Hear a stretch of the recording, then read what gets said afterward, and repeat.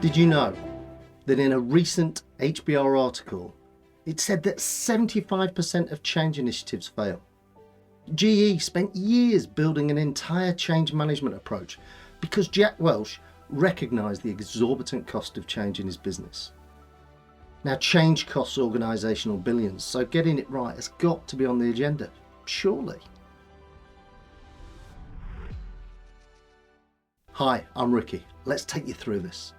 Now, of course, it doesn't take a rocket scientist to work out that change is a costly exercise. But when it's not handled well, it can be huge. So how do you work out what change is costing you from a people perspective? Well, we've got a way. Now let's take you through it with an example. Firstly, how many employees are affected by the change? So in this example, let's say it's 500. Now, what's the average amount of non-productive time per employee per week? So, okay, well, let's say that's just 1.5 hours per week. Okay, thirdly, how long has this been going on for? And if I think about change programs I've been involved in, well, it must be at least 26 weeks. Okay, so let's do the calculation. We've got 500 staff at 1.5 hours a week times 26 weeks. That gives us a whopping 19,500 hours of non-productive time. So the next thing we need to know is, from a cost perspective, how much is our average hourly rate?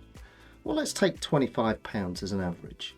Now multiply that £25 by that 19,500 hours and you get almost £500,000, and that's the cost so far. So what's the cost of doing nothing then? So if we leave this and do nothing, how long will it go on for until it resolves itself? Well, let's use this example of 13 weeks. And I think that's conservative, by the way.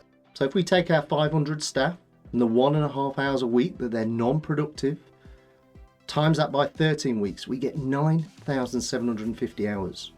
Now again, multiply this by your average hourly rate and it's nearly £250,000. And that's the cost of doing nothing. If that's not a burning platform, I don't know what is. Okay, so let's add those two together. And what you've got now is the potential cost of not doing this properly, of not engaging your people effectively with the change. And that's almost £750,000. Now, of course, we do realise that this is not the most scientific way to work it out, nor is it intended to be perfect. But let's face it, it might not be the £750,000, but it certainly isn't nothing. So what's your number?